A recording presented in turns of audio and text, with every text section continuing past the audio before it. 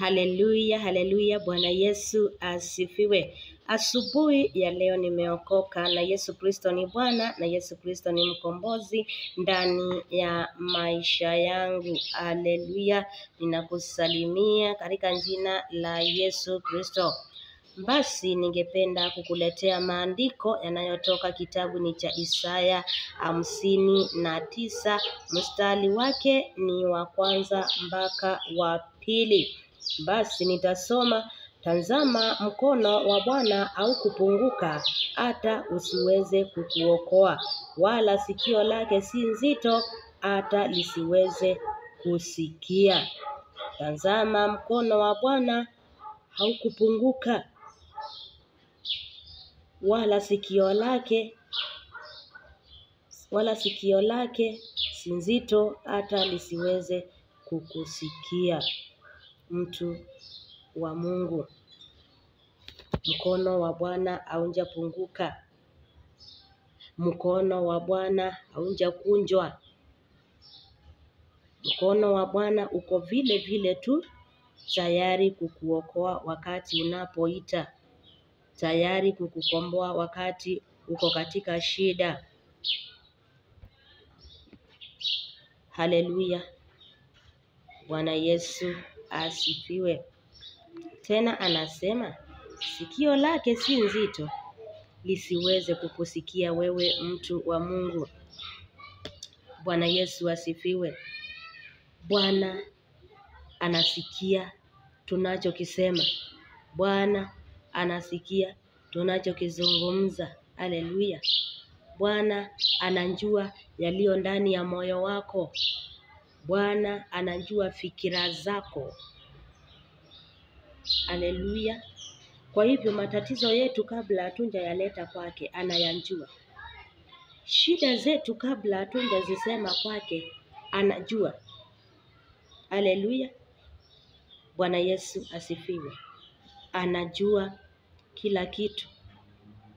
Na ndiyo maana anakuambia sikio lake sio nzito lisiweze kukusikia unapoomba, unapomuita. Anakusikia vizuri sana. Mtu wa Mungu anakusikiliza vizuri sana. Huenda umeomba miaka mingi, miaka nenda rudi, na unadhani ya kwamba Mungu akusikiange kwa sababu hujaipata majibu. Hapana, Mungu huwa anakusikia. Sikio lake sio nzito, linakusikia mwanadamu. Haleluya, haleluya, Bwana Yesu asifiwe. Sikiliza vile maandiko yanavyoendelea kusema. Nasema, lakini ndio tunaomba, ndio tunamuita Bwana, ndio tunaomba kwa bidii, hata kufunga tunafunga, tunaomba tukimuita Bwana. Lakini anasema nini? Maovu yenu yamewafarikisha ninyi na Mungu wenu. Maovu yetu yametufarakanisha na Mungu wetu, yameweka mipaka ili tusinge tukamsikia, ili yameweka mipaka ili hata tukimkaribia Mungu kuna mpaka umewekwa tusinge tukamfikia. Haleluya. Dhambi zetu, maovu yetu yametufarakanisha, yametutenganisha na Mungu wetu. Kuna mpaka kati yako na Mungu wako. Kwa sababu hivi, unapojipeleka mbele za Bwana, uzingatii ndani ya moyo wako, ukanjua ya kwamba kuna machafuko umefanya, kuna mambo umefanya, kuna dhambi ambazo umetenda, na inakupaswa uzitubu kwanza kabla haujamuendea Mungu, kabla haujakwenda mbele za Mwenyezi Mungu. Haleluya. Bwana Yesu asifiwe. Wengine tunatoka hata katika dhambi, katika mauchafu zetu, na tunapanda madhabahuni tu huku tukitarajia tumuite Mungu atusikie, kwa sababu sisi pengine ni wakubwa sana, au sisi pengine ni wahubiri, au pengine sisi ni waimbaji, tukitarajia Mungu atusikie. Kwa kiburi chetu, kwa kutozingatia maovu yetu, kwa kutozingatia ya kwamba tumefanya dhambi yatupasa tutubu, tunajipeleka tu tukidhani ya kwamba Mungu atatusikiliza. Haleluya. Maovu tunayo yafanya Ni vizuri kwamba yanatufarakanisha na Mungu, yanaweka mipaka kati yetu na Mungu. Ni vizuri kabla hujaomba, angalia moyo wako mwanadamu. Zingatia kile umekifanya pale nyuma. Zingatia yale umezungumza pale nyuma. Zingatia ile kitendo umemtenda mwenzako pale nyuma. Ukatubu. Ukaombe moyo wa kunyenyekea. Ukaombe moyo wa kubondeka. Ukaombe kimbali kabla haujajipeleka mbele za Bwana uanze kuzungumza naye. Kwa hivyo usidhani tu kwa sababu Mungu ako mbali utakimbia tu huku ukiombaomba na akusikilize. Hapana. Jiite kama mkutano. Wewe ni mwenye dhambi. Kuna mambo umefanya hayampendezi Mungu. Yatubu kwanza ili apate kukusikia na ili aachilie majibu kwa maombi yako. Wengine tumeomba miaka nenda rudi, majibu hatujawahi pata, lakini maombi yetu yamekuwa kelele mbele za Mungu. Haleluya. Mbanji akaimba, Baba naomba maombi yangu yasiwe kelele mbele zako. Baba naomba maombi yangu yasiwe kelele mbele zako. Baba naomba maombi yangu yasiwe kelele mbele zako. Tumekuwa tukipiga kelele wakati tunajipeleka mbele za Mungu, hali hatujatubu. Ni kelele tupu tu tunapiga, maana maovu yetu yanatufarakanisha na Mungu wetu. Na ni vizuri sana ukaombe kimbali mbele za Mungu kabla hujaomba, ili maombi yako yakawe manukato mbele za Mwenyezi Mungu, na ili apate kukujibu wewe mtu wa Mungu. Sikiliza, maandiko yanasema, na dhambi zenu zimeuficha uso wa Bwana, hata hataki kusikia. Dhambi zetu zimeficha uso wa Bwana Mungu wetu, hata hataki kusikia habari zetu, hata hataki kusikia maombi yetu.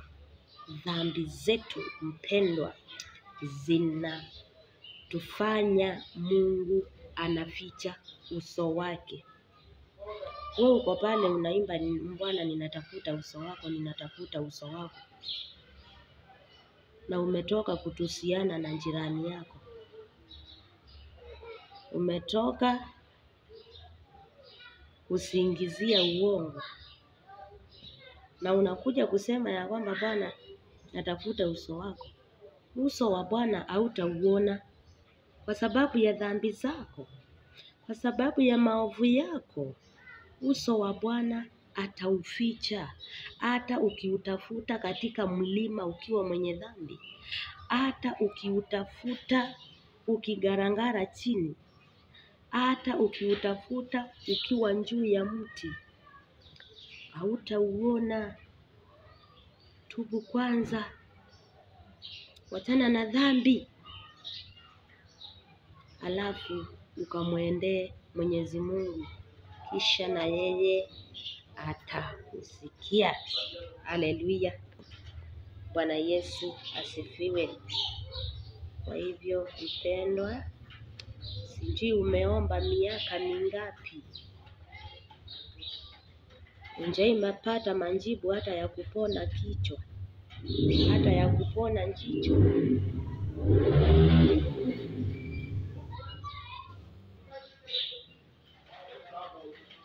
Haleluya. Hata ya kuponya maisha yako. Tafadhali angalia sana wakati unapojipeleka mbele za Mungu na kwenda namna gani. Angalia sana unapoenda kuanguka chini mbele za Bwana, unaanguka namna gani. Haleluya. Bwana Yesu asifiwe. Basi mtu wa Mungu, pengine umejua kwa nini majibu yako hayajaachiliwa. Pengine umejua kwa nini Mungu amekuwa akiuficha uso wake. Pengine umejua kwa nini Mungu amekuwa mbali na wewe. Maandiko yanasema ya kwamba sisi ni jiwe lililo hai, nyumba ya Roho Mtakatifu. Na iwapo wewe mwenyewe moyo wako umejaa maovu, moyo wako umejaa machukizo, moyo wako umejaa dhambi za kila aina na uovu wa kila aina, Mungu atawezaje kukusikia? Haleluya. Bwana awabariki. Bwana awatendeeni mema na kibali chake kazidi kuandamana pamoja nanyi.